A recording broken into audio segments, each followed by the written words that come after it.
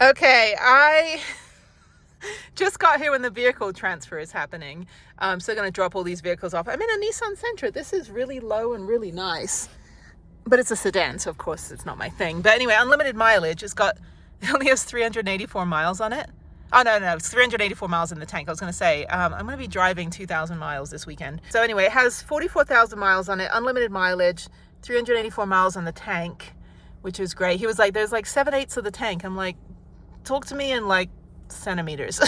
So this is good though. This is really, really fancy. Maybe we'll take this to dinner tonight. We're going to dinner. So maybe we'll take the Sentra.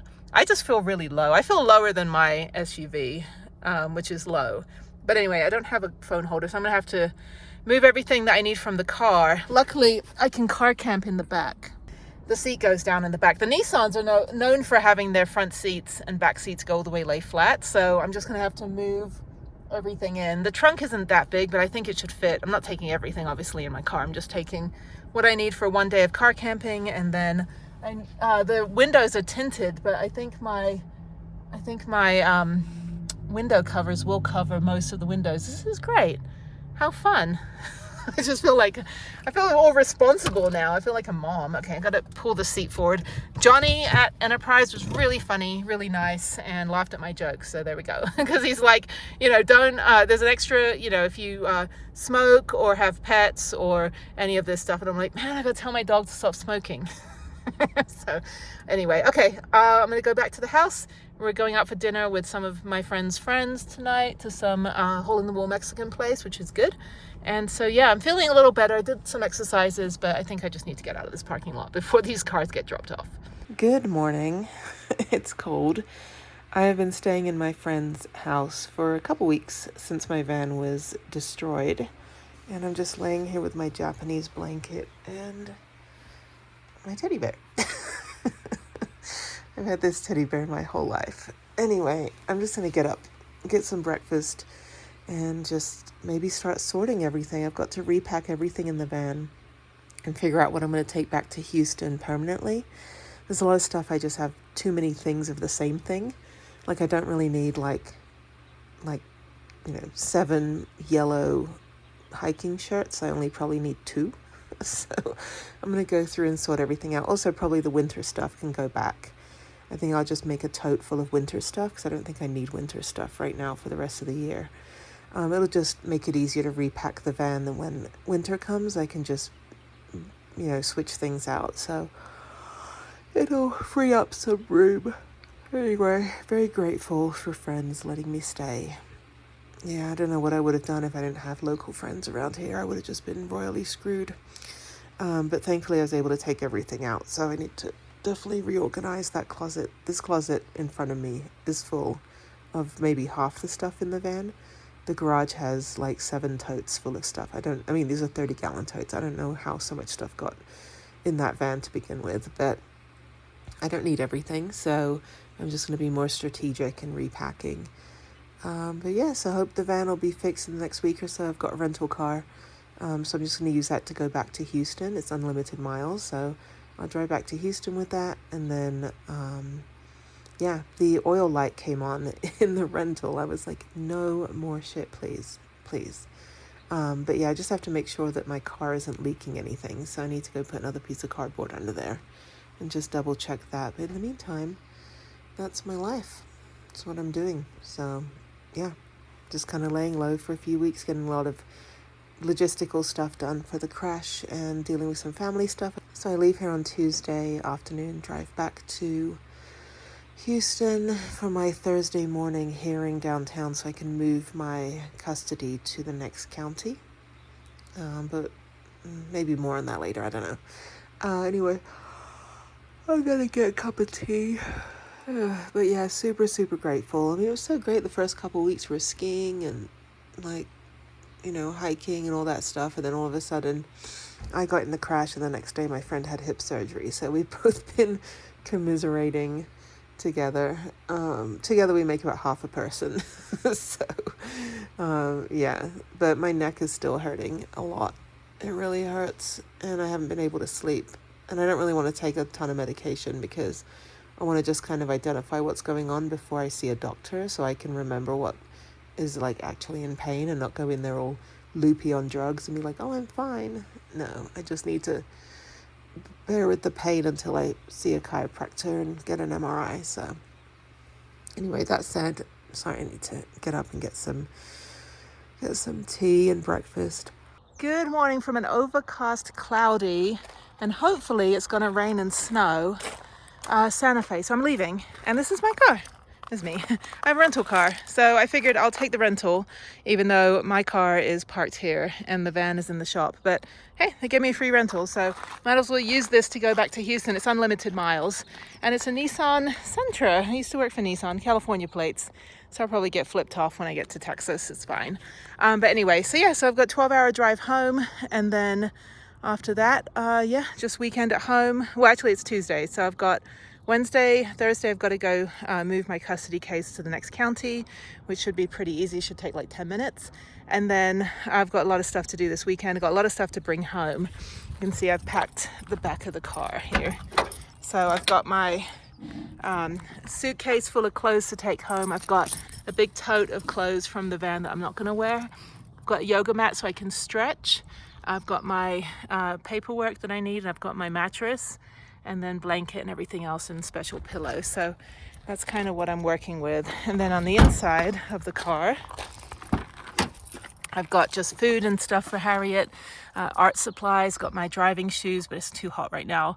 Got my cooler, which has my lunch and food in it for like a few hours, just to get me through the next day of driving. Computer bag, suitcase, and then another big soft packing cube filled with a bunch of clothes I'm not going to wear. And then I've got my toiletries and then food. So yeah, it's a lot bigger of a car than my SUV, which is parked in the back here. So let me go in, let me show you the front of the car. It's like a car tour. I used to work for all the auto companies, like Nissan, Toyota, Honda, and Acura, so I know these vehicles. We used to do all of the photos and stuff. So there's my water bottle. This is like the coolest water bottle. I'm just afraid to like ruin it. It's like the chemistry of tea. There we go. It's pretty cool. Anyway, I should put that where it's not going to get scratched. I've got 2 big cups of tea for the road. I've got this new cup holder. It's pretty cool. It's a cup holder because there's nowhere to put my 4 holders that I have. There's nowhere to put my phone. And it's hands-free, which is fine, but to have my phone next to me instead of having to dig for it while I'm driving. But everything on my phone is set for hands-free because mostly my disability, but also just it's safer, obviously. But I can connect to the CarPlay, Apple CarPlay. This is literally the same interface as my SUV. It's the same buttons and everything. But when I worked for the auto companies, we used to do all the TV commercials and safety training programs. And so we would take all the pictures of the buttons and then animate, highlight, press the cancel button, and then we do little red highlight around it, animate it, and then show you how to use the navigation system and all that stuff. Anyway, I've got a little car fridge, my little old car fridge from my car camping days in 2020 in the SUV, and I've got my Jackery just in case. I don't know. I always have it for safety in case I need to use my computer or something. And then I've got an Easter egg, which I need to put in the fridge. I wish I had a proper big Coolatron, which I had, but then I thought I lost the cord and I threw the Coolatron away a couple years ago, right when I was building the van. And then stupid me realized that I do actually have the cord when I was moving out of my apartment a year and a half ago. And I was like, well, shit. I was like, I needed that fridge, and my ex-boyfriend bought me that. So it was the only redeeming quality. But anyway, so there's plenty of room when I pick Harriet up. She's gonna have all this big room back here. I got this thing here. This is it's for your iPad, so you can watch your iPad while you're in the back there. So that would be helpful for her. Of course, I'm not going to leave it in the car when I give the car back to the rental company. I've got about 300 miles on the tank. It's about 42 miles to the gallon on the highway. So just like my car. So it should be fine. And then I've got my phone holder. Like I said, this phone holder also doubles as a cup holder, so you don't lose the cup, and also you don't have to clip it into the air vents, which is annoying if you're using the heat, for example, which I'm not because it's summer almost. If you use the heat, then you're going to burn your phone up. And so, but there's really no vents in here where I could put anything. And there's really, I'm not going to put it on the windshield because this car is so long. It's like such a long sedan that I'm just worried that like if I stick it on the window, it's just going to be like way too far out of the way, and I don't want to have to lean forward because I'm pretty far back. I've got like a ton of leg room down there. So yeah, this is going to be a comfortable drive. I've got my old lady hemorrhoid pillow. I got my gel infused pillow seat from the van, so I'm going to sit on that for the drive. So I don't have it in the car, so I always kind of end up having to scoot left and right, and then my butt cheek falls asleep. So this time though, I'm going to be super comfortable and be all like, you know, I need to lower this down and like make it bounce, you know, like kind of roll with homies. I'm so not going to do that. Anyway, but yeah, it should be a nice drive, just highways the whole way. I'm going to go 2 hours to Santa Rosa, get to take the back way from Santa Fe. It's a really pretty drive. I'll do 2 hours to Santa Rosa, fill up at Love's, which is like the cheapest gas. It's like $3.09. So I'll fill up there, and then I will drive another, I think, 3 hours. Yeah, so I have a tank of gas, 3 hours to Lubbock, fill up there. Abilene, 2 hours, fill up, 2.5 hours to Abilene, fill up there. And then after that, it'll be like early evening, and then I'll just be cruising on down to Houston. So there's all these little towns along the way, like Comanche and like Gatesville. So there's plenty of like little gas stations. But once I hit Abilene, I'm only 5 hours from Houston, which sounds like a lot if you're not from Texas, but I'm not from Texas either, obviously, but I've been living there since 2013. So this will be my 13th year confined to the state. So yeah. But I mean, when you have custody and stuff, like you have to live in places like near the other parent. So, but yeah, so, I mean, you don't have to, but it's easier if you do. So that's kind of the deal. Yeah, I was kind of looking at stuff yesterday, and I'm thinking of maybe going back to school. I don't know. I'm thinking of getting I have like multiple degrees already, but I was thinking of getting like another degree. And, because really like journalism, I mean, what is that now? Like anybody can be a journalist, but I think I would really love to, I think I want to go back and get like an astrophysics degree because I'm really good at math and I love everything about space. But I just want to make those little styrofoam solar systems and like the volcano that you pull the string and it explodes. And then like, I just want to color in stuff. So it's like, I want to do like an 8th grade science project. But no, I mean, I was looking at some online universities and I qualify for a bunch of stuff. And I mean, I don't know. I might try to do, it's only like 12 credits. So it's only like 12 hours of class a week. And I'm like, I could totally do that. So I might do that in addition to all the hundreds of other things that I'm doing, because I'm going to be pretty stationary with my injuries. I'm not going to be obviously mountain climbing and hiking and mountain biking and ice skating and rollerblading and paddleboarding and via ferratas and zip lining and, all that stuff. I'm not going to be doing any of that stuff because the guy smashed my neck in. So I'm thinking that maybe this will be, like a good space filler for me to enroll in university and do a 4-year degree and then do nothing with it. So I don't know. We'll see. Anyway, I got to get going. So it's 9:30 right now. We get on the road and I should get to Houston by 11 p.m. with stops and everything. 11 p.m. Houston time. I lose an hour. So it should be a pretty easy drive and I will see you guys when I see you. I do not understand people that drive these things. They take up like all the gas pumps and they do not fit, but they're driving gasoline vehicles.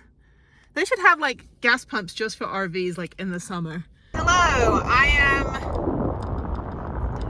like 4 hours into my drive. So I have 8 hours and 50 minutes to go. I'm in Clovis. I'm about 94 miles, hour and a half from Lubbock. And then I go 2.5 hours to Abilene and then 4 hours home, 5 hours home. Anyway, I don't have a holder in this rental car, so I can't put you like right in front of me. So I'm looking at the road, you're looking at me, I'm not looking at you. You're probably looking at my nostril. So I don't know. But I have this really cool cup holder thing that I showed you. So it's been helpful because I'm drinking, I can't even see what I'm holding. But anyway, there's somewhere around here is a drink that I'm showing you. I also hurt my thumb, so I've got a Band-Aid that I got from the gas station. So this car is a really, really smooth drive. It's not as zippy as my SUV, but it also has California plates on it, so I've been flipped off about 12 times. I'm like, dude, I went to high school in Southern California. Like, what the hell? Like, I'm sorry. And then I lived, well, they're in the 90s in Orange County, California. I went to high school when I moved from England to America when I was 13, and the accent won't go away. Actually, my 30-year high school reunion's this year, which is crazy. And then I lived there for about 10 years before I moved to Houston. So, yeah, I'm sorry, I'm not Californian. It's like, but anyway, it's fine. It just looks like I've driven a really long way. I think it's about 22 hours from Albuquerque to California. It's 22 hours, no, it's 8 hours. No, I think it's 22 hours from Houston to California. That's right, when I went to San Diego, when Jeff was in the hospital and I was in the van. But I went all the way along the bottom of the country. So if I go from like Albuquerque or Santa Fe to California, I think it's like 16 hours. I don't know. But going from California to Texas, yes. It looks like I've just been driving my whole life. All right, I'm in BFE nowhere, and some guy was driving, and this like box fell off his truck, and I don't know what's in it. That's the box. Yeah, I don't know what. That's weird. I don't know if it's like a dead body or something. My toxic trait is like it could be like dead puppies. I don't know. It looks like it's just closed. Oh, that's weird. Well, just toss it. Put it over here. All right, thank you. Yes, ma'am. I mean, I was hoping it was like gold bars or something, you know. Money? Yeah, exactly. We'll split it. Thanks. Yes, ma'am. You have a great night. You too. All right, I'm just stopping for a minute. That was the cashier lady. Sorry, it's telling me to put my seatbelt on. I know, and I still have like 1,000 miles to go. I've got 160 miles. I've been driving for exactly 10 hours now, and I'll get in at 12:03. But I gain an hour, so it really is just 11. So it's only like 8:24. So I'm wide awake, which is good. Anyway, so I'm near Austin, so I'm getting on the 71, and I think this is the 71. And it's just straight through. So I go through Austin, and then I think I've got like, I don't know, 60 miles or 70 miles before I get to where I'm going to be staying in Austin. So I'm not going all the way to Houston tonight. It's just I would get in at like 3 in the morning, and I'm just too tired. So I'm going to stay in Austin with some friends. And then, yeah, so I've got quite a while to go. It's another 2.5 hours to get to Houston from there. And I was just like, I really don't want to get in at 3 in the morning. I've been driving. That would be like a 15-hour day, and I'm like, no. So I'm gonna stop at 12 hours pretty much in Austin. Should be fine. And then I'm gonna get up super early. I'm gonna spend no time in Austin. I need to get back to Houston. I've got a ton of stuff to do tomorrow. So let me keep going. I'm gonna get gas. Let's see, I've got 231 miles of gas, and I've got 160 miles to go. So I think I'll get gas in about 100 miles, wherever that is, and that should be fine. It's still a little bit pricey where I'm at right now, so I want it to be a little bit less. So let me put my phone away, get out of this gas station, and head on to Austin.